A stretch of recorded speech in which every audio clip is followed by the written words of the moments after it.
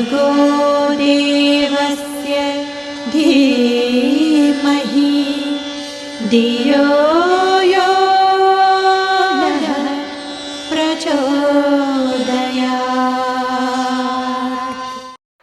परम पूज्य गुरुदेव ने जितने भी उनके शिष्य हैं या उनके अपने हैं अंग अवयव हैं, उन सबको परम पूज्य गुरुदेव ने टार्च लेकर के खोजा है। कोई कहीं था दुनिया की भीड़ में, कोई किस हालत में था, और ये हमने अनुभव किया है कि टार्च लेके खोजा है कहाँ कहाँ छिपे हैं, और उन छिपे मोतियों को निकाल करके एक माला में गुरुदेव ने पिरोया है। मेरा घर जहाँ है लखीमपुर खीरी जिले से 55 किलोमीटर दूर, नेपाल बॉर्डर के निकट, एकदम देहात एरिया, जहाँ पर मिशन का कोई प्रचार प्रसार नहीं था। दूर एक शक्तिपीठ थी, वो भी छोटी थी शक्तिपीठ, निघासन की शक्तिपीठ, और काम चल रहा था, कम परिजन थे। जब हमारी उम्र 19 साल की थी, 28 अक्टूबर 1984 को एक घटना घटी। हमारे घर में डकैती हो गई, और हमारे साथ ये हुई कि हमारे पिताजी घर पर नहीं थे, हम डकैतों के बीच में रहे। माने उन्होंने हमको घर में पकड़ लिया, और सारा जो भी जेवर महिलाओं के थे, बर्तन थे, वो जो फूले कांसे वाली थाली होती हैं, 40 थालियाँ घर में थी, शादी में जो मिलती हैं, वो सब लेकर चले गए। बहुत हुआ, और 2 लोगों का उसमें मर्डर भी हो गया। पड़ोसी ने आवाज़ उठाई तो गोली मार दी। बड़ी विचित्र घटना हुई। तो उस घटना के बाद में इंटर कॉलेज में पढ़ाई करते थे, बड़ा बेचैन जैसा रहने लगे। तो हमारे एक दूर के चाचा जी थे, आदरणीय श्री मुल्लूराम भृगु जी, वो घर में आते जाते थे, पिताजी के मित्र थे। उन्होंने देखा तो बोले, राजकुमार कल यहाँ यज्ञ होगा शक्तिपीठ पर, तुम शक्तिपीठ पर चलो हमारे साथ। तो हमको साथ में लेकर शक्तिपीठ पर ले गए, और रविवार श्री हवन होता था, उस हवन में बैठाया। तो हमने देखा कि सब लोग मंत्र बोल रहे हैं, यज्ञ कर रहे हैं, और हम चुपचाप बैठे हैं। यज्ञ किया, हमको बहुत अच्छा लगा कि यार सब लोग यज्ञ किया, आज हमने भी यज्ञ किया। जब वहाँ चलने लगे तो चाचा जी ने कहा, देखो सब लोग मंत्र बोल रहे थे, तुम भी मंत्र बोल सकते हो। बोले हाँ। हमने कहा हम भी बोल सकते हैं। बोले हाँ। तो उन्होंने गायत्री की संक्षिप्त हवन विधि किताब दी। बोले यही मंत्र हैं, और तुम रट लेना, अगले बार तुम भी बोलना। तो हर रविवार को शक्तिपीठ पर हवन के लिए हम जाने लगे। मंत्र हमने रट लिया, बड़ी उत्सुकता थी। सब मंत्र हमने संक्षिप्त गायत्री हवन विधि के, यहाँ तक कि गायत्री स्तवन भी मुखाग्र सब याद कर लिया पूरा। गायत्री चालीसा की किताब दी, उन्होंने कहा इसका रोज पाठ करना। उन्होंने अपना बताया कि देखो मुझे याद है, मैं नहा करके जितनी देर में कपड़ा पहनता हूँ उतनी देर में गायत्री चालीसा पाठ कर लेता हूँ। तो उसमें कि 40 चौपाइयाँ हैं, वो हमने भी रट लिया, और वो क्रम तब से अभी तक बना है प्रतिदिन गायत्री चालीसा का। जाने लगे, बड़ा अच्छा लगने लगा, धीरे धीरे थोड़ा जप करने लगे। ये घटना अक्टूबर की है। उसी साल जनवरी फरवरी में जब भी बसंत पंचमी रही होगी, बसंत पंचमी में 5 कुंड यज्ञ हुआ, और उस यज्ञ में भारत प्रसाद शुक्ला जी के छोटे भाई शत्रुघ्न लाल शुक्ला, जो मंदिर के ट्रस्टी भी थे, उन्होंने प्रवचन में गुरुदेव माता जी की महत्ता, गायत्री माता की महत्ता बताई। तो हमने दीक्षा तो नहीं लिया, लेकिन उसी दिन संकल्प किया कि आज से 5 माला गायत्री मंत्र जप करेंगे। और उस बसंत पंचमी से हम सक्रिय कार्यकर्ता बन गए। 85 की जनवरी फरवरी रही हो। कार्यक्रम में जाने लगे, जहाँ भी होता था अनुष्ठान करने लगे। मन हुआ कि यहाँ आए। एक परिजन थे, आ रहे थे यहाँ, श्री राजेंद्र त्रिपाठी जी, उनके छोटे भाई श्री ब्रजेंद्र त्रिपाठी जी यहाँ अकाउंट कार्यालय में समयदान दे रहे थे, यहीं रितंभरा 33 में रहते। 5-6 दिन के लिए उनके साथ आए, और जब शांति कुंज आए, वहाँ से आए, हर की पड़ी स्नान किया, हर की पड़ी से 2 रुपया टेम्पो किराया था आकर के, और सिद्धि में ठहरे। यहाँ लगा कि हम कुछ अलग दुनिया में आ गए। अजीबोगरीब अनुभूति हुई। 2 जून 1985 को यज्ञशाला में हमने दीक्षा ले ली। आदरणीय बड़े मिश्रा जी भाई साहब ने दीक्षा कराई थी। हफ्ते में 1 दिन गुरुदेव का प्रणाम होता था, तो प्रणाम करने को मिला। उसके बाद फिर हम लोग चले गए, और उसके बाद जब गए तो गायत्री मंत्र का जप करने लगे, सक्रिय हो गए, और एकदम हम समय चिंतन करने लगे यहाँ के मिशन का। 87-86 बीच गए एक साल। 87 की जनवरी में हमारा 108 कुंडी यज्ञ था, राष्ट्रीय एकता सम्मेलन। उसमें हमने दिन रात मेहनत की कार्यक्रम में। टोली यहाँ से पहुँची तो हमने देखा कि टोली वाले सब कमर में वट्टा बांध करके टेंट लगा रहे हैं, सारी व्यवस्था बना रहे, स्टेज ठीक करे, माइक ठीक किए, और फिर वही लोग बैठ करके मंच पर कार्यक्रम दे रहे हैं, गीत गा रहे हैं, प्रवचन कर रहे हैं। तो अनुभूति गजब की हुई कि ऐसे भी लोग हैं। कार्यक्रम में जब कार्यक्रम समाप्त हो गया, उसके बाद से हमारा मन लगना बंद हो गया, एकदम विराग जैसा हो गया, तड़पन होने लगी। और मैं पहले कबीर के साहित्य से जुड़ा था, हमारे यहाँ रामायण मंडल था तो उसमें कीर्तन वगैरह करते थे, रामायण पाठ करते थे, और अखाड़ा भी था तो कुश्ती लड़ते थे, दंड बैठक करते थे। कबीर के भजनों गाते थे, कबीर से हमारा लगाव था। 86 की अखंड ज्योति में गुरुदेव ने अपने 3 जन्मों को लिखा था, शायद मेरे ख्याल से जून या जुलाई की अखंड ज्योति में, 84 का वो अखंड ज्योति हमको कहीं से मिली, इसने दिया। जब वो पढ़े तो उसमें लगा कि गुरुदेव ही कबीर थे, तो एक विशेष लगाव हुआ कि उनके पास जाना चाहिए। फिर अपनत्व होने लगा, अंदर से तड़पन होने लगी, एक वैराग्य भावना जागृत हो गई कि ये सब छोड़ो। और ऐसी दशा हुई हमारी कि मैं विक्षिप्त सा रहने लगा। काम जो बता देते थे पिताजी कर लेते थे, और अपने से कुछ भान नहीं रहता था कि मुझे कुछ काम भी करना है। घर से बाहर पश्चिम की ओर खेत था हमारा, वहाँ निकल करके मैं रोया करता था। और कभी कभी तो गुरुदेव पर खीज आती थी कि जब आप जानते हैं कि मैं तुम्हारा हूँ तो मुझको इतने दिन दूर क्यों रखा, इतने दिन बाद मुझे ये क्यों पता चला, ऐसी खीज होती थी। उसी साल 87 में हमने 1 महीना की स्वीकृति मांगी, वो तो नहीं मिली। पत्र गया कि 9 दिन के उसमें कोई आना चाहे तो आ सकते हैं, 1 महीने में जगह नहीं। दोबारा फिर पत्र डाला तो मई 11 से 19 मई में 9 दिन का सत्र की स्वीकृति मिली। लेकिन मन में यह था कि अब हमको पूरी तरह से चले जाना है। शादी हो चुकी थी मेरी बचपन में। मन में ये आया कि माता पिता को छोड़ करके नहीं जाना चाहिए। रामायण खूब पाठ करते थे तो माता पिता के लिए बहुत आदर भाव था। तो ये अंदर से जब मैं ये चिंतन किया कि माता पिता को छोड़ के नहीं जाना चाहिए, तो अंदर से ये आवाज़ आई कि तुम अकेले नहीं हो, तुम 4 भाई हो। हम लोग 4 भाई 3 बहन हैं। 4 भाई हो इसलिए माता पिता की चिंता नहीं है, तुम नहीं रहोगे तो भी हैं तुम्हारे भाई। तो ये को हो गया। दूसरा, शादी हो चुकी थी, मैं अकेले कैसे जाऊं, बार बार ये हुआ अकेले चला जाऊं मैं छोड़ छाड़ करके, तो फिर इसका क्या होगा। तो ये हुआ कि नहीं, इनको भी ले जाना चाहिए। इनको हम बताए नहीं कि हम वहाँ रुकेंगे, ले करके हम आए श्रीमती जी को, शक्तिपीठ पर आए। और शत्रुघ्न शुक्ला जी ने एक पत्र लिख दिया व्यवस्थापक के नाम से कि ये बच्चा आ रहा है, कम से कम इसको 1 साल रख लें।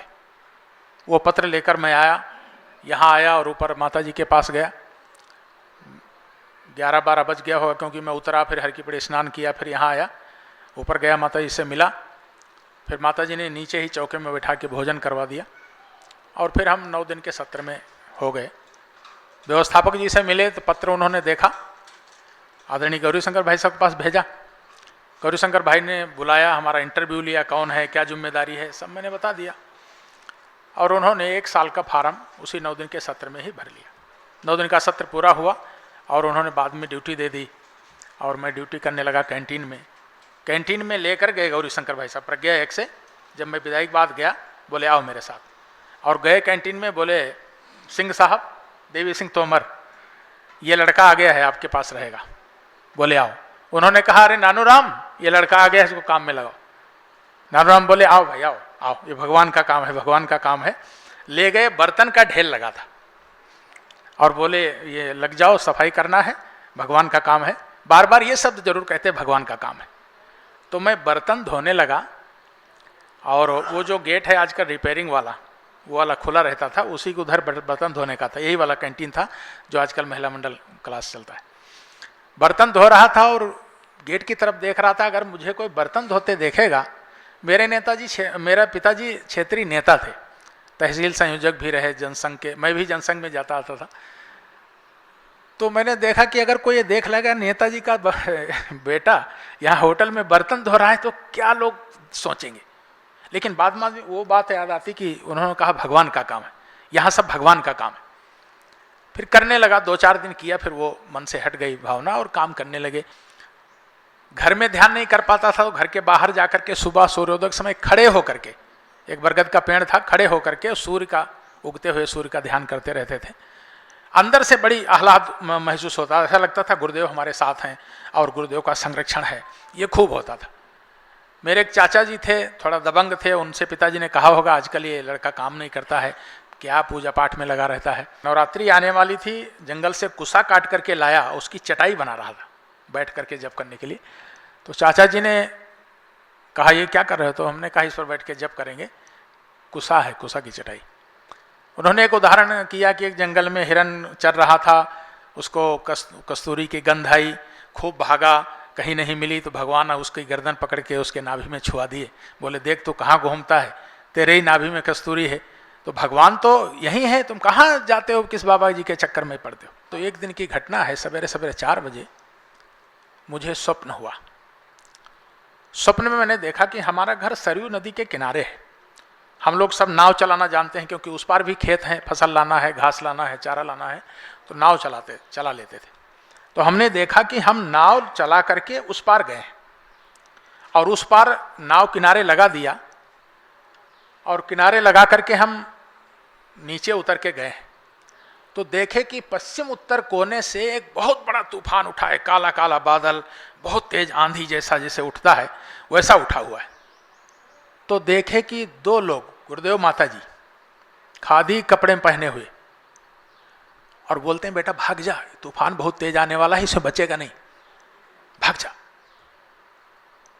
तो मैं तुरंत वापस हुआ, नाव पर बैठा। तो जब नाव पर बैठा तो मैंने ये देखा कि उस नाव पर मेरी पत्नी भी बैठी, ये मैंने वहाँ देखा। और फिर नाव खोले और वापसी भागे, और जैसे हम भागे हैं कि हमारी नींद खुल गई। मैं उठ करके बैठ गया और मैंने ये तुरंत लगाया कि भाग जा बेटा यहाँ से, इस मोह माया की आंधी में तो बचेगा नहीं, गुरुदेव यही कह रहे हैं, गुरुदेव बुला रहे हैं। और उसके बाद तो हमारा खाना पीना भी अच्छा नहीं लगता था जब तक कि यहाँ आ नहीं गए। और यहाँ आ गए, फिर काम करने लगे। ये छोटी सी घटना हमारे जुड़ने की है। पिताजी इतने नाराज हुए हमारे चाचा के ऊपर कि तुमने हमारे लड़के को इसी बाबा के चक्कर में भगा दिया यहाँ से। नाराज हो गए, उनसे झगड़े कर लिए, लेकिन वो उनको समझाते रहे। हमारे गांव के पड़ोस के एक बलभद्र प्रसाद वर्मा थे, बड़े धार्मिक प्रवृत्ति के, हमेशा 4 धाम की यात्रा करते रहते थे हर साल। घर में कोई काम नहीं था, बड़े आदमी थे, सेठ जैसे। वो बद्रीनाथ वगैरह आए, लौट करके आए कि लड़का उनका भाग आया है नेता का, तो वो यहीं शांति कुंज में है, तो वो और कहीं न रुक करके शांति कुंज आए, हमसे मिले। तो हमने कहा आप यहीं रुकिए। 2-3 दिन वो रुके, उनकी व्यवस्था कर दिया, हमने पूरा टहलाया, ब्रह्मोत्सव दिखाया, यहाँ गाइड किया और उनको भोजन ला के खिलाया, सेवा की उनकी।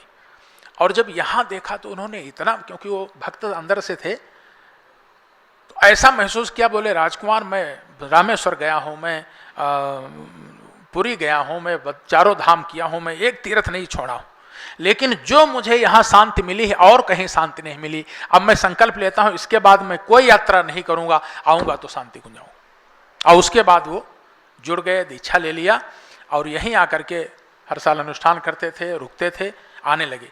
वो जब जाकर के गए तो माता जी पिता, अरे तुम किसके लिए चिंता करते हो, तुम्हारा बेटा तो बहुत अच्छी जगह है, वो भगवान का भक्त है, तुम्हारा बेटा तो भगवान का भक्त है, वो बड़े अच्छी जगह है।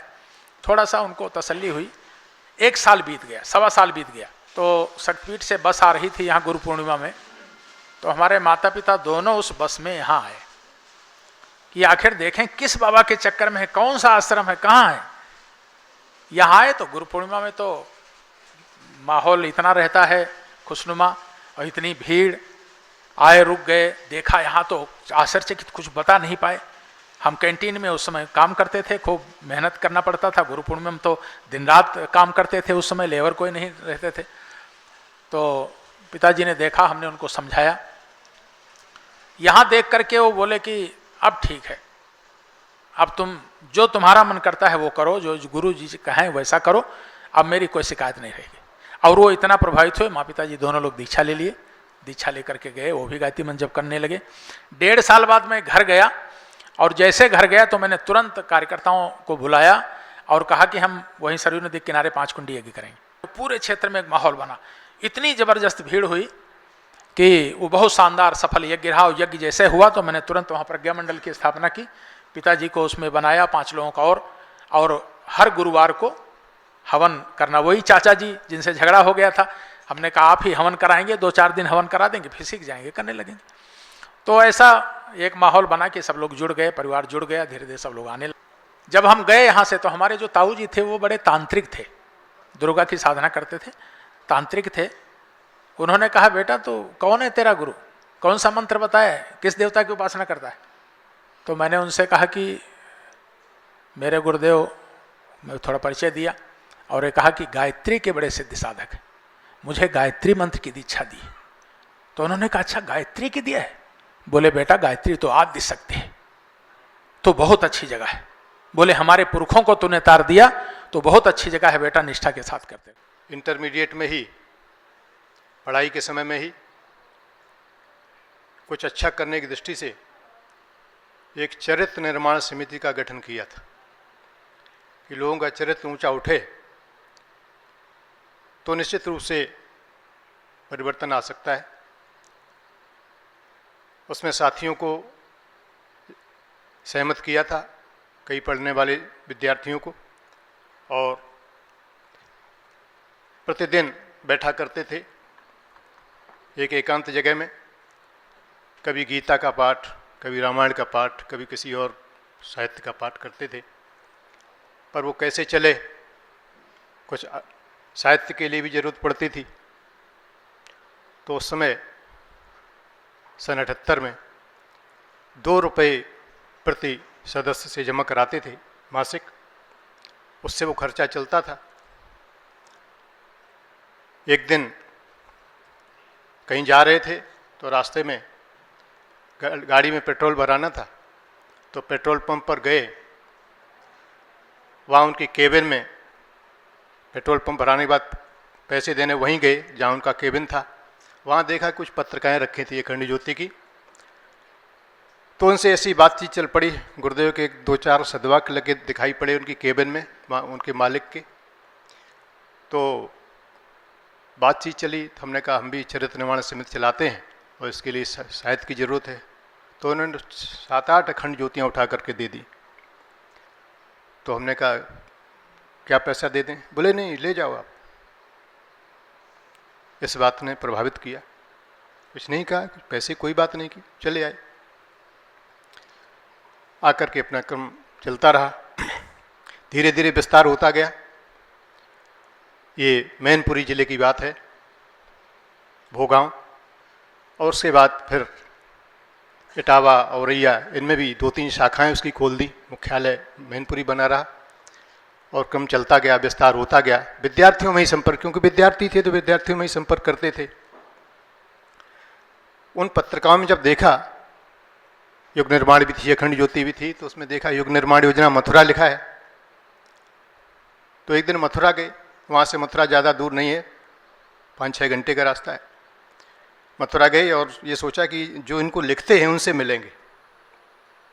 तो वहाँ पूछा आचार्य जी से मिलेंगे, तो बोले कि आचार्य जी तो यहाँ नहीं रहते, वो तो सन 71 में ही हरिद्वार चले गए। अरे हम तो सोचे यहीं होंगे।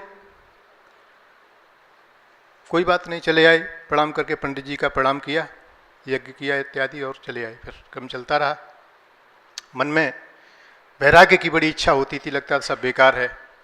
गीता प्रेस गोरखपुर का साहित्य पढ़ते थे, कल्याण कुंज इत्यादि पत्रिका ग्रंथ पढ़ते थे।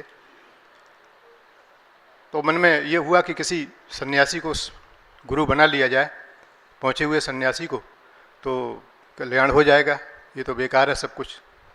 और ये करते करते इंटरमीडिएट से हम बीए में आ गए थे।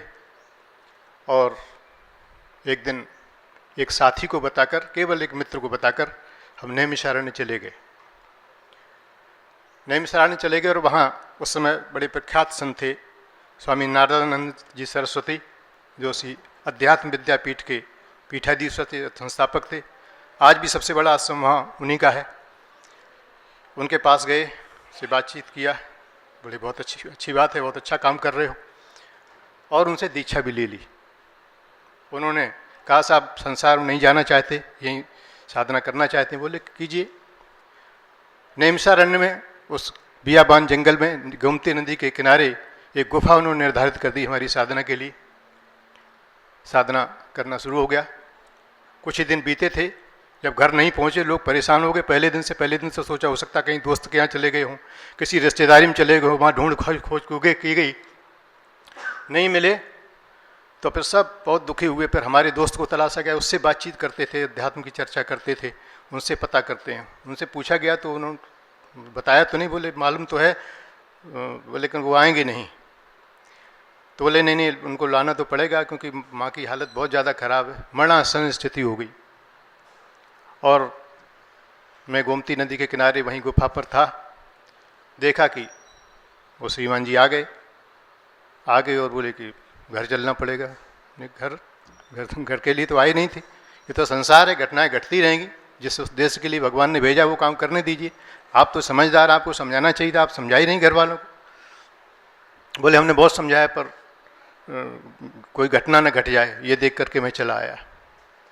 स्वामी जी से पूछा तो उन्होंने कहा कि जाओ, चले जाओ, ये ज़रूरी है, क्योंकि माँ को कुछ हो गया तो फिर तुम्हारी साधना सफल नहीं होगी और तुम परेशान हो जाओगे। लौटकर वापस आ गए तो भी घर नहीं गए। कहा नहीं, घर नहीं जाएंगे, एक बाग है वहाँ पर, उस बाग में ही मिलेंगे, वहीं मिला देना। घर लौट के इतना ज़्यादा तीव्र वैराग्य हो रहा था, घर नहीं जाएंगे।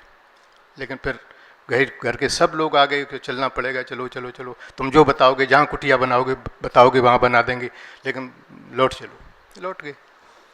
फिर उन्होंने बीए में जो पढ़ाई जहाँ से छोड़ी थी वहाँ से शुरू फिर से करवा दिया। बोले रे ये पढ़ते रहो, ये भी करते रहो, वो भी करते रहो। और उसके बाद लेकिन मन में शांति नहीं मिल पा रही थी। फिर हमको देखा गया, बीए कंप्लीट हो गया और लगा कि ये तो साधु संतों का आना जाना जरूरी है इनके यहाँ, ये आते जाते रहेंगे बराबर, तो ये फिर से कहीं न चले जाएं। तो हमको आगरा भेज दिया गया MSW करने, मास्टर ऑफ सोशल वर्क। ये कर लेंगे तो फिर उनको एडमिनिस्ट्रेटिव जॉब मिल जाएगा, फिर ये झंझट में नहीं रहेंगे। वो करते रहे बीच में। और फिर जब छुट्टी के दिन थे, 1 साल MSW का बचा था, तब जो है यहाँ आने की इच्छा हुई। घर आए हुए तो छुट्टी में। अब तीर्थ यात्रा में जाने के लिए तो घर से कोई पैसे नहीं देता था कि वहाँ जाना है, हरिद्वार जाना है, वहाँ के नाम पे ही पैसे नहीं मिलेगा। और बड़े परेशान, कैसे होगा, क्या होगा। उस समय शायद 50-60 रुपये लगते थे ट्रेन से, साधारण के किराए के। तो अचानक गांव में जन्मभूमि पर गया हुआ था, वहाँ पर एक हमारी पासबुक खुली हुई थी पोस्ट ऑफिस में, उसमें से 101 रुपये पड़े हुए थे केवल। 101 रुपये पड़े हुए थे। और एक दिन पोस्ट मास्टर ने हमसे कहा कि भाई ऐसा है कि आपके उसमें इनाम आया है। इनाम आया है? काहे के इनाम आया? तो बोले आना, पोस्ट ऑफिस आना, साइन करके पैसे ले जाना। तो 251 रुपये इनाम में आए हुए थे। 251 रुपये आए हुए थे। और तो हमने कहा रही तो पैसे, उनसे नहीं कहा, पैसे निकाल लिए। वो 151 रुपये पड़े रहने दिए। बोले किस लिए इनाम मिला था? बोले जो अच्छे से जमा करते हैं, अच्छे से वो करते हैं और विधिवत जिनका कोई ऋण नहीं, कोई ये नहीं, तो उसका ही इनाम। तो हमने भाई 101 रुपये पड़े और 251 रुपये इनाम में आ जाए, ये तो असाधारण बात है। तब गुरु जी को हमने देखा नहीं था और उसी से पैसे से हम यहाँ चले आए। यहाँ आए और आकर के देखा सुना, और ये था कि कोई और श्रेष्ठ गुरु होना चाहिए जो हमारी सारी शंकाओं का समाधान कर सके। तो हमने बहुत सारा वो बना रखा था, 2 पेजों में बहुत सारे प्रश्न लिख रखे थे और ये शर्त रखी थी कि जो हमारे इन प्रश्नों का उत्तर दे देगा उसे गुरु बनाएंगे। तो गुरु बनाएंगे क्यों? गुरु तो बना चुके। तो कहीं सुन रखा था, चौलों शब्द मिले नहीं सांचा, तोलों गुरु करे 105। ये कबीर का सुन रखा था। तो कहा कोई दिक्कत नहीं है, वो कोई गुरु नाराज नहीं होंगे, पहले वाले, उनके प्रति भी श्रद्धा बनी रहेगी। तो यहाँ आए, 9 दिन की स्वीकृति लेके आए थे कि 9 दिन का शिविर भी हो जाएगा, गुरु जी का दर्शन भी हो जाएगा, जिनका इतना दिन काम कर रहे थे। हाँ, एक बात भूल गए बीच में, फिर हमने उसी बीच जो चरित्र निर्माण समिति थी उसका युग निर्माण योजना में विलय कर दिया। सारे जो ब्रांचेज थी उनको सब इकट्ठा करके वो कह दिया ये अब ये सब युग निर्माण योजना शाखाएं होंगी। तो मुख्यालय और शाखाएं सब मिला करके विलय कर दिया युग निर्माण योजना की शाखा में, और वहाँ शाखाएं खड़ी हो गई। अब यहाँ आए तो ये हुआ कि गुरु दीक्षा लेंगे, गुरु जी से गुरु दीक्षा लेंगे तो पहले उनसे बैठेंगे, चर्चा करेंगे और ये हमारे प्रश्नों का जवाब देंगे। और काम, क्रोध, लोभ, मोह, मद और मत्सर, इस 6 रिपु जिसमें नहीं होंगे उनको ही गुरु बनाएंगे, ये भी मन में शर्त कर लिया। तो हम गए, हमने वहाँ बताया जाके प्रतीक्षालय में, तो बोले कि हमने कहा गुरु जी से मिलना चाहते हैं। तो बोले इस समय तो नहीं मिल सकते, गुरु जी तो सवेरे मिलते हैं, इस समय नहीं मिलेंगे गुरु जी। तो हमने कहा ठीक है कोई बात, कहाँ रहते हो? हमने जगह बता दिया जहाँ ठहरे हुए थे। हमने कहा विश्वामित्र में ऊपर, वहाँ ठहरे हुए थे। और शाम को 4 बजे करीब हम गंगा जी दर्शन के लिए चले गए। गंगा जी गए तो इसी बीच में आदरणीय गौड़ जी भाई साहब बैठे, हो सकता है उनको याद ना हो, गए होंगे कमरे पर। जब मैं लौट के आया तो किसी ने बताया कि अरे गौड़ जी भाई साहब आए थे, तुमको ढूंढ रहे थे। हमने कहा कि हमको तो क्यों, क्या बात? बोली प्रतीक्षालय में बुलाया, गुरु जी बुला रहे थे। तो हम दौड़े दौड़े गए प्रतीक्षालय में। भाई साहब तो नहीं मिले, मिश्रा जी भाई साहब थे। उनसे कहा कि गुरु जी ने बोले नहीं इस समय, अब तो सामने समय निकल गया, तुम कहाँ चले गए थे? गंगा जी चले, उन्होंने गुरु जी ने बुलाया था तुमको। तो हमने कहा फिर? बोले अब सवेरे आना, सवेरे मुलाकात होगी। तो हमने कहा ठीक है। तो सुबह हम गए तो हमको सबसे पीछे लगाया गया और लोग मिल रहे थे गुरु जी से, अपनी अपनी बात कह रहे थे। जब 3 लोग बचे, हम थे, हमसे आगे और उससे आगे जो व्यक्ति थे, उनसे जब गुरु जी ने पूछा तो उन्होंने कहा और बेटा तुझे क्या चाहिए? तो उन्होंने कहा कि साहब बेटा की नौकरी लग जाए, बेटी की शादी हो जाए। तो गुरु जी लाल हो गए एकदम। जो आता सब, बेटी की शादी हो जाए, बेटा की नौकरी लग जाए, मुझको बेटा दे दो, मुझको बेटी दे दो, मुझको धन दे दो, मुझको फलाने दे दो। कोई ये नहीं पूछता कि बुड्ढे तेरी भी कोई समस्या है। ये गुरुदेव के शब्द हैं, बुड्ढे तेरी भी कोई समस्या है। कोई राष्ट्र भी है, कोई धर्म भी है, कोई संस्कृति भी है, कोई नहीं कहता। जो आता सब एक ही मांगता चला जाता। लाल एकदम चेहरा उनका हो गया। फिर एकदम वो नॉर्मल हुए, कहा अच्छा ठीक है जा, जो होगा हम देख लेंगे। उसकी बात का इतना ही जवाब देकर किया। और फिर मुझसे आगे वाले से पूछा, हाँ बोल बेटा तेरी क्या समस्या? बोले साहब कोई समस्या नहीं। वो हाथ जोड़ के उसने कहा इनके ऊपर इतना बरसे हैं तो हमारे ऊपर क्या हाल होगा। तो गुरुदेव का ठीक है कोई बात नहीं, ठीक है जा हम देख लेंगे। उससे भी यही कहा। अब सबसे लास्ट में हम जैसे ही पहुँचे, उनके चरणों पे सिर रखा। जून का महीना था, ये लगा जैसे बर्फ की सिल्ली पे सिर रख दिया। इतनी अधिक शीतलता कि इससे पहले कभी अनुभव नहीं आई थी। इतनी शीतलता, इतना आनंद हुआ। और उसी क्षण ये विश्वास हो गया, जिस अवतार की चर्चा करते हैं लोग कलयुग में वो यही है, यही ब्रह्म है। कोई बातचीत अभी नहीं हुई, अभी कोई प्रश्न नहीं पूछे। मुझसे केवल 3 प्रश्न उन्होंने पूछे। बेटा क्या नाम है? नाम बताया, इंद्रेश। अच्छा कहाँ से आया है? फलां जगह से। क्या करता है? पढ़ता हूँ। और इसी तीसरे प्रश्न के साथ में चौथा प्रश्न, तो उन्होंने कहा तुझे क्या चाहिए? मैंने कहा ये जीवन आपके चरणों में लग जाए, राष्ट्र की सेवा में लग जाए, आपके लिए लग जाए ये जीवन। बोले अच्छा ठीक है। उन्होंने 3 बार सिर पे हाथ ठोका, कहा जा ठीक है, समय आने पे बुला लेंगे, अपनी ओर से जल्दी मत करना। केवल इतना शब्द का। मैं नीचे तो कुछ मिनट ज़्यादा हो रहे हैं, लेकिन मैं सोचता हूँ घटना पूरी ही कर दूँ। रोमांच हो रहा है। नीचे उतर आए, जेब पर हाथ गया, अरे मैंने कुछ पूछा ही नहीं। मेरे इतने सारे प्रश्न थे, इन प्रश्नों का जो जवाब दे देगा उसे गुरु बनाएंगे। मैंने एक भी प्रश्न नहीं पूछा, मैं ये क्या कह के आ गया। मैंने बताया नीचे साहब और मिलना चाहते थे। बोले और क्यों, अभी संतुष्टि नहीं हुई मिल करके? नहीं संतुष्टि तो हुई, लेकिन कुछ और पूछना है। बोले क्या पूछना है? हमने कहा आपको नहीं बता सकते हम, ये आप हमारे उनके बीच की बात है, आपको नहीं बता सकते। हमने कहा, बोले क्यों जरूरी मिलना? बोले हमने कहा दीक्षा है, कल दीक्षा है और ये बहुत ज़रूरी काम था। तो बोले नहीं अब तो नहीं, अब हम कुछ नहीं कर सकते, और जाओ तुम्हारे उसका क्लास का टाइम हो गया, जाओ। तो वहाँ हम पहुँच गए सीधे मंच पर। हाँ, कल दीक्षा नहीं, उसी दिन दीक्षा थी, क्योंकि एक दिन पहले तो मिलने गई थी तो मुलाकात हुई, उसी दिन दीक्षा होनी थी। अब साहब हम आ गए प्रवचन हाल में। प्रवचन हाल में आए, गीत शुरू हुआ और देखते हैं थोड़ी देर में परम पूज्य गुरुदेव स्वयं मंच पर पधारे। परम पूज्य गुरुदेव ने बोलना प्रारंभ किया। हमारी जेब में जो पत्र पड़ा था उसके सीरियल वाइज उत्तर देना शुरू किया। जिस क्रम से लिखा था उसी क्रम से उत्तर। बैठे तो हजारों लोग थे, लेकिन मुझे लगा मेरे ही प्रश्नों का उत्तर है, क्योंकि मैंने जिस सीरियल से लिखे थे, और पत्र किसी को दिया भी नहीं, प्रतीक्षालय में किसी को दिखाया भी नहीं, उनके चरणों भी नहीं छोड़ा, तो फिर और ज़्यादा विश्वास हो गया। और उसके बाद परम पूज्य गुरुदेव ने दीक्षा दी अपने श्रीमुख से।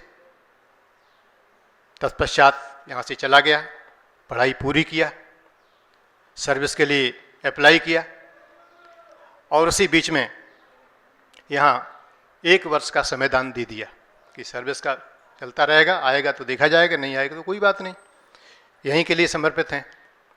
तो बीच में ही 2-3 महीने बाद बीच में ही कॉल लेटर आ गया और वेलफेयर ऑफिसर के रूप में सिलेक्ट हो गया कानपुर। और उसके पश्चात थोड़े दिन बाद वंदनीय माता जी का पत्र पहुंचा, बेटा तुम्हारा जन्म गुरुदेव के कार्य के लिए हुआ है, इसलिए तुम तुरंत यहाँ चले आओ। बड़ा असमंजस हुआ। कई लोगों ने सुझाव दिए कि भाई ऐसा है, ऐसा है, ऐसी, तो यहाँ रह के भी आप काम कर सकते हो, ढेरों लोग करते हैं, उतनी तनख्वाह का कुछ हिस्सा भेज दिया कर, उससे हो जाएगा। पर हमने कहा पत्र तो ये कहता है कि यहाँ चले आओ, वहाँ से जो निर्देश होगा देखा जाएगा। यहाँ आ गए हम, माता जी से मिले, गुरुदेव से मिले। गुरुदेव ने कहा ठीक है बेटा, आ गया। और बेटा कोई परेशानी तो नहीं हुई? जैसे सब कुछ जो कुछ वहाँ घटित हो रहा था उसमें कई बातें उन्होंने बोली, और उसके बाद कहा ठीक, अब तुझे कहीं नहीं जाना है। और फिर मैं यहीं रह गया। 1 वर्ष पूरा होने के बाद फिर जीवन दान कर दिया। तब से आप सबकी सेवा में, परम पूज्य गुरुदेव की सेवा में यहीं पर हूँ। उनके बहुत बहुत उपकार हैं। तो मेरे जीवन में सबसे बड़ी कृपा ये हुई कि मुझे परम आदरणीय गौड़ जी भाई साहब के साथ काम करने का अवसर मिला। 20 साल का समय हो गया बाबूजी के साथ काम करते हुए। छोटी छोटी ऐसी बातें रास्ते से जब भी ऐसा समय मिला बाबूजी बताते। मैंने कभी, ये 20 साल का पीरियड है, बाबूजी उसके गवाह है, मैंने किसी चीज़ को कभी ना नहीं बोला। जो बोला उसको हाँ, जो बोला उसको हाँ, और कोई आर्गुमेंट कभी नहीं किया। तो उसका फ़ायदा इतना मिला कि मुझे लगता ही नहीं है कि कोई काम कठिन है। बाबूजी जब तिरुपति अश्वमेध यज्ञ के टाइम में मैं चेन्नई रथ यात्रा लेके गया था, तो वहाँ से आने के बाद बोले कैसा रहा बेटा वहाँ पे? मैंने कहा अच्छा तो रहा, लेकिन जो अपेक्षा थी, तो वहाँ एक बुजुर्ग बाबूजी थे, उन्होंने भरी मीटिंग में खड़े होकर के बोला कि हम भी चेन्नई की तरफ से 5,000 रुपये तिरुपति को देंगे, और 150-200 लोग मीटिंग में बैठे थे। तो मैंने कहा अगर वो ऐसा नहीं बोलते तो शायद हमारा, क्योंकि हम डोनेशन की अपेक्षा लेके गए थे, तो मैंने कहा बाबूजी वो बाबूजी ठीक नहीं है। तो बोले ठीक वो नहीं है, ठीक तुम अपने मन को करो। बोले उनने 5,000 देने की बात कही थी ना, उस 5,000 के बदले तुमसे मांगा क्या है उनने?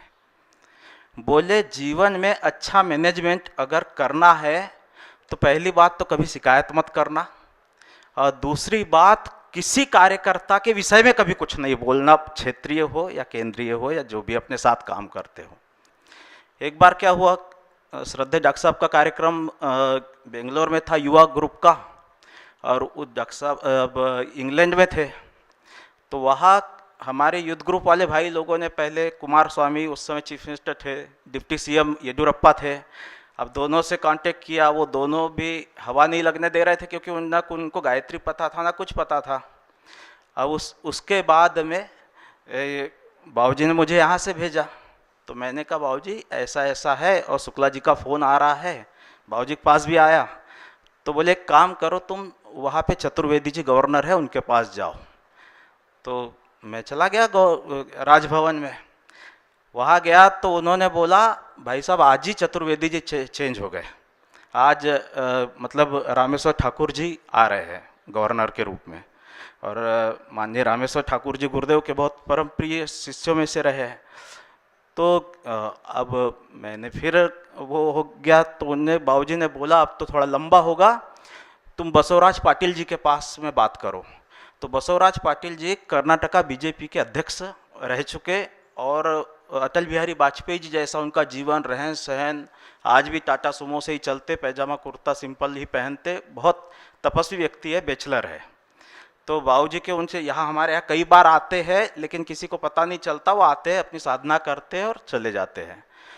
तो मैंने बसवराज पाटिल जी से कहा, बाबूजी गौड़ बाबूजी का फ़ोन आया और ऐसा ऐसा कह रहे हैं कि कोई एक वीआईपी गेस्ट वहाँ चाहिए क्योंकि कार्यक्रम बड़ा है और उसमें क्योंकि वो रहेंगे तो ज़्यादा अच्छा होगा।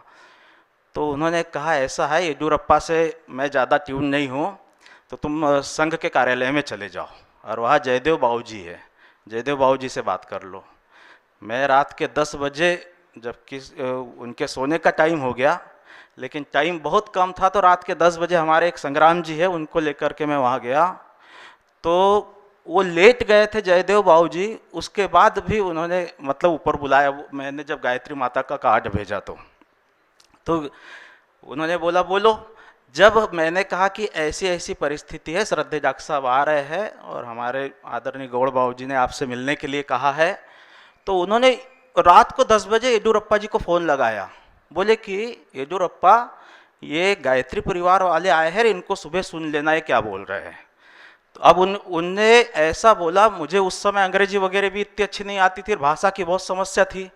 तो मैंने अमिताभ भैया को, जो डॉक्टर अमिताभ सराफ जी है, तेजस के डायरेक्टर है, जो तेजस एयरक्राफ्ट अपना, उनको बोला हम लोग उनके यहाँ गए। 150-200 लोग वहाँ येडियुरप्पा जी से मिलने के लिए बैठे हैं। गुरुदेव की चेतना किस रूप में कहाँ से आई, अब आश्चर्य होता है। वहाँ पे उन 150-200 लोगों में से उन्होंने बोला कि गायत्री परिवार वाले कौन है, हमको अंदर लेके गए। अब ये बताने की चीज़ें नहीं है कि, पर वो आश्चर्य उस चीज़ का होता है कि हमारे पहले उन्होंने वो येडियुरप्पा जी उठ करके पूरा वो टेबल वेबल लगवाए और तीनों के लिए नाश्ता लगवाए। बोले अब बताओ क्या बोलने आए हो। तो मैं अमिताभ जी को देख रहा हूँ, वो भले साइंटिस्ट है, लेकिन इस हिसाब से तो मैं उनको देख रहा हूँ, मेरे को देख रहा। हमने अपनी बात रखी, उनने कहा इस दिन पूरे कार्यक्रम कैंसिल करो, सिर्फ गायत्री परिवार के कार्यक्रम में जाएंगे। तो उनने बोला, तो हम खुश हो गए, बाबूजी को बताया, बाबूजी येडियुरप्पा जी ने ऐसा ऐसा बोला, ऐसा ऐसा आज हुआ। तो बोले बस हो गया काम अपना। 2 दिन बाद फिर उनका लेटर आया कि बोले वो बेलगाम में विवाद चलता है, महाराष्ट्र और कर्नाटक का, बोले वहाँ विधानसभा की एक वो बन रही है, मुझे वहाँ जाना पड़ रहा, मैं बहुत दुखी होकर मजबूरी में बात कह रहा हूँ, ऐसा लेटर आया उनका। फिर मैंने बाबूजी को बताया, तो बाबूजी बोलते एक काम करो, 2 माला लो और राजभवन चले जाओ और सिक्योरिटी ऑफिसर को बोलना कि हम हरिद्वार से आए हैं सिर्फ रामेश्वर ठाकुर जी का स्वागत करने के लिए, राज्यपाल जी का स्वागत करने के लिए। तो मैं एक भैया को लेकर के चला गया। अब चला गया तो सिक्योरिटी वाले अंदर बोले अभी सिक्योरिटी फाइनल नहीं है, अभी उनने ज्वाइन नहीं किया, हम उनको नहीं मिला सकते। तो हमने कहा आप एक कार्ड भर पहुंचा दो, अगर उनको मिलना होगा। आप यकीन नहीं मानेंगे, माननीय गवर्नर साहब ने जैसे कार्ड देखा गायत्री माता का, वैसे ही उन्होंने हम दोनों भाइयों को, हम दोनों में कोई ऐसा व्यक्ति तो नहीं था जिसको ये कहा जा सके कि वो अंदर जाने लायक थे। तो वो बुलाया और बुला करके अपनी कुर्सी से उठ करके ऐसे साष्टांग प्रणाम किए उन्होंने। तो हमने बाबूजी ऐसा करके हमने उनको प्रणाम किया, आप बड़े भाई हो, आप गुरुदेव के बड़े बेटे हो। और पूरा स्टाफ वहाँ पर खड़ा हो गया, बोले कि गवर्नर किसी को प्रणाम कर रहा है। तो फिर सबको बुलाया उनने, देखो ये मेरे गुरु भाई है, हरिद्वार से आए हैं, गायत्री माता के बेटे हैं, और इनके लिए कोई पास वास का झंझट मत रखना, ये जब भी आए जाए इनके लिए कोई वो मत करना। और ऐसा करके फिर किस्मत से बरेली के एक कार्यकर्ता, मतलब उनकी मम्मी कार्यकर्ता, उनका जो एडीसी था वो भी गायत्री परिवार का निकला। दिल्ली के एक सिंह साहब थे, वो कहीं ना कहीं गायत्री परिवार के निकले। तो ऐसा लग रहा था वो राजभवन हमारा ही हो गया है। और फिर उन्होंने कहा अभी सिक्योरिटी फाइनल नहीं हुई, उसके बावजूद भी मैं इस कार्यक्रम में जाना चाहता हूँ। अब वो 15 मिनट के लिए आए थे, पौन घंटा उस कार्यक्रम में बैठे और प्रोटोकॉल तोड़ करके पूरे फोर्स को उन्हें बाहर रख दिया और हमारा हाथ पकड़ करके श्रद्धेय डॉक्टर साहब के पास आके बैठ गए। कोई फोर्स का एक सिर्फ एडीसी उनका साथ में था। तो मुझे ऐसा लगा कि कहीं ना कहीं से प्रत्यक्ष मार्गदर्शन तो किसी का लगता ही है, किसी के माध्यम से। ऐसा ही क्या हुआ, मदुरई अश्वमेध यज्ञ के टाइम में आदरणीय शंकराचार्य जी को गिरफ्तार कर लिया था। बहुत वातावरण खराब था उस समय। अब उस समय वातावरण खराब था और पूरे दूर रथ यात्रा साउथ जोन से भैया लोगों ने बनाया था शेड्यूल, तो वो देना था उसको। अब वहाँ पे कमिश्नर के पास गए, बोले हम नहीं दे सकते परमिशन क्योंकि बहुत वातावरण खराब है। तो बाबूजी ने बोला कि तुम एक काम करो, चेन्नई चले जाओ और डीजीपी से बात करके आओ। उस समय इतनी कोई अपनी वो नहीं थी कि डीजीपी से डायरेक्ट बात करे रो करे। तो हमने कहा बोल रहे चलो, हमारे पास खोने को क्या है भाई, नहीं भगा देंगे, नहीं मिलने देंगे। आप यकीन नहीं मानेंगे, जैसे मैं अंदर गया तो डीजीपी ने अंदर बुला लिया। मैंने शेड्यूल रखा, बोले आप आए हो अच्छी बात है, लेकिन इसको हम परमिट नहीं कर सकते। तो हमने कहा साहब कोई मुसलमान आपसे परमिशन नहीं लेता है, कुछ भी करता है, कोई ईसाई आपसे परमिशन नहीं लेता है, हम प्रॉपर चैनल चलना चाह रहे हैं क्योंकि हमारा सिस्टम है ऐसा ऐसा। बोले नहीं मैं तो परमिशन तो नहीं दूंगा। तो फिर थोड़ी देर बात हुई, मैंने कहा साहब मैं भगवान की तरफ से, गंगा माँ की तरफ से एक बात कह रहा हूँ कि ये रथ यात्रा तो निकलेगी, अब जैसा भी आप आदेश करें वैसा होगा। बोले गलत बात करके जा रहे हो। तो पूछते वो ये है कौन। तो हम बाहर आ गए। बाहर आ गए तो मैंने बाबूजी को बोला, तो वो बोले अभी चेन्नई में रुकना, क्या होता है देखना। तो मैं चेन्नई में रुका, रथ यात्रा निकाल दी। हमारे रामदास रघुवंशी जी पहली बार टोली में गया, मतलब किसने टोली क्या होती है ये भी नहीं पता। तो उस रथ यात्रा का टोली नायक रामदास जी, और रामदास जी ने बोला कि बोले भैया माना मदुरई तक जैसे ये रथ यात्रा पहुंची तो वहाँ 50 पुलिस वालों ने घेर लिया। तो बोले भैया गाड़ियाँ तो घेर ली अपनी। तो मैंने कहा ठीक है, तो मैं जाता हूँ वहाँ पे। तुरंत एक तमिल वाला भाई बोलता नहीं अपने प्रोटेक्शन के लिए आई। बोले वो पुलिस फोर्स पूरी प्रोटेक्शन के लिए आई। और फिर उसके बाद में जब हाईवे पुलिस सिटी पुलिस को देती थी, सिटी पुलिस हाईवे पुलिस को देती थी, पूरे तमिलनाडु में पुलिस वालों ने मतलब रथ यात्रा निकलवाई। एक कैसे गुरुदेव की कृपा, कैसे गुरुदेव का चमत्कार। ये पांडिचेरी में मैं बाबूजी के साथ मुझे थोड़ा रहने का सौभाग्य मिला था। आदर परम बाबूजी, उपाध्याय बाबूजी ने, बाबूजी से मैंने बोला बाबूजी गुरुदेव का कोई चमत्कार बताइए। तो बोलते पूरे कार्यकर्ता तुम्हारी बात मानते कि नहीं मानते। पूरे कार्यकर्ताओं के बीच में तुम जाते तो तुमको पूछते कि नहीं पूछते, तुम जो बोलते उनको वो समझते कि नहीं समझते। मैंने कहा हाँ। बोले इससे बड़ा भी चमत्कार कुछ हो सकता है क्या। तपस्वी का वजन क्या होता। 81 फरवरी में निकले, राजगढ़ से शुरू किया, खिलचीपुर होते डग, और वहाँ से ये देवास जिले का सोनकच्छ, नारायण दास पुजारी जी थे। यज्ञ देव शर्मा जी मध्य प्रदेश सरकार में कभी मंत्री भी रहे थे। उस समय वो उड़ीसा में राज्यपाल थे, गवर्नर थे। लोगों ने उनको इनवाइट कर रखा था। और नारायण दास पुजारी ने संगमरमर के प्लेट पर सारा नामांकन कराया था कि इसकी प्राण प्रतिष्ठा में गुरुदेव और यज्ञ दत्त शर्मा दोनों शामिल थे। किसी ने आके गुरुदेव को बता दिया कि उसका अनावरण उन्हीं के हाथ होना है। नाराज हो गए। तो जाके देख के आ, तो सही बात है। हाँ पिताजी सही बात है। तुरंत उनने बुलवाया नारायण दास पुजारी को, ये तुमने क्या कर दिया। हाँ, तपस्वी के बाजू में तुमने राज्यपाल को बैठा दिया। उखाड़ पत्थर अभी, और नहीं तो उसी से कराले में निकलता हूँ। तुरंत पत्थर उखड़वा दिया उन्हें। एक तपस्वी का वजन। खरगोन गए, वहाँ से सब काम निपटा करके प्राण प्रतिष्ठा प्रवचन, सवेरे का मंगल प्रवचन भी दे करके निकले। तो उनने गायत्री माता को दूर से प्रणाम किया दरवाजे पर आके, और दरवाजे के स्तंभ पर नेम प्लेट लगा हुआ था, वो भी संगमरमर का, गुरुदेव का नाम और साथ साथ जमीनदाता का नाम। बहुत नाराज हुए, उसको भी उनने उखड़वाया। बेटे ये पैरेलल नहीं हो सकता है किसी कॉस्ट पर। 81 फरवरी नवंबर माह पूरा गुजरात का था और चलते चलते अमरेली जिला का खांभा पहुँचे। डॉक्टर देवशंकर भरार जी वहाँ थे।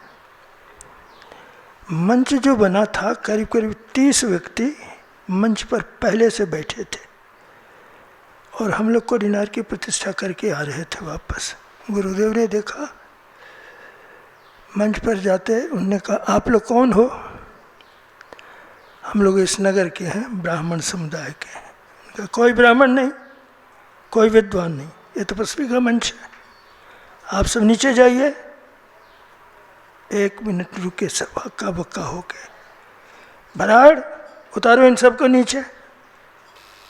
सारे लोगों को नीचे उतरवा के बैठाया।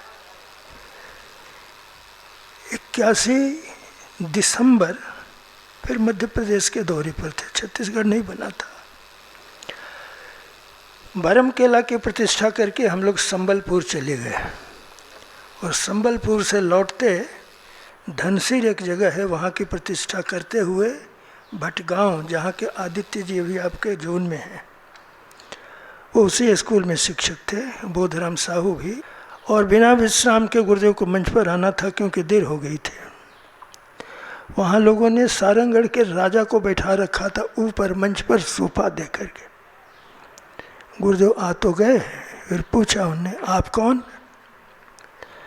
मैं यहाँ का भूतपूर्व राजा हूँ। नहीं, कोई राजा नहीं, आप तुरंत नीचे जाइए, ये तपस्वी का मंच है, आप नीचे जाइए। लोग हक्का बक्का एकदम हो गए। हाँ, वो खड़ा हुए कांप रहे हैं। फिर हमने उठाया सोफा, पकड़ाया नीचे वालों को, भाई इनको सम्मानपूर्वक बैठाओ वहाँ, ये गुरुदेव के लिए मंच बना है ना, उनके पैरेलल कैसे कोई बैठेगा? ये उनकी विशेषता देखी थी। एक तपस्वी की गरिमा क्या होती है। हाँ, उसमें पढ़ते थे, ऋषि मुनि यति तपस्वी योगी आरत अर्थे चिंतित होगी। तो मुझे लगा गुरुदेव अपने को ऋषि कहते थे, ये तपस्वी उससे भी बड़ा है। तब की शक्ति के चलते ही कोई ऋषि हो पाता है। ये विशेषताएं एक तपस्वी की देखी उनने। बाकी चल रहा है, क्रम बढ़िया है, कहने को बहुत सारी चीज़ें पड़ी हैं। हाँ, घंटों घंटों कहा जाए तो भी ये कम पड़ेगा, लेकिन फिर कभी मौका मिलेगा कोई विषय टेकअप करेंगे एक एक चीज़ को लेकर। ओम द्यौः शान्तिरन्तरिक्षगं शान्ति पृथिवी शान्तिराप शान्तिरोषधयः शान्तिः वनस्पतयः शान्तिर्विश्वे देवा शान्तिर्ब्रह्म शान्तिः सर्वगं शान्तिः शान्तिरेव शान्तिः सामा शान्तिरेधि। ओम शान्तिः शान्तिः शान्तिः सर्वारिष्ट सुशान्तिर्भवतु। हमारे YouTube चैनल शांति कुंज वीडियो गायत्री परिवार को सब्सक्राइब करें एवं बेल आइकन जरूर दबाएं ताकि गायत्री परिवार की विभिन्न गतिविधियों की जानकारी आपको मिलती रहे।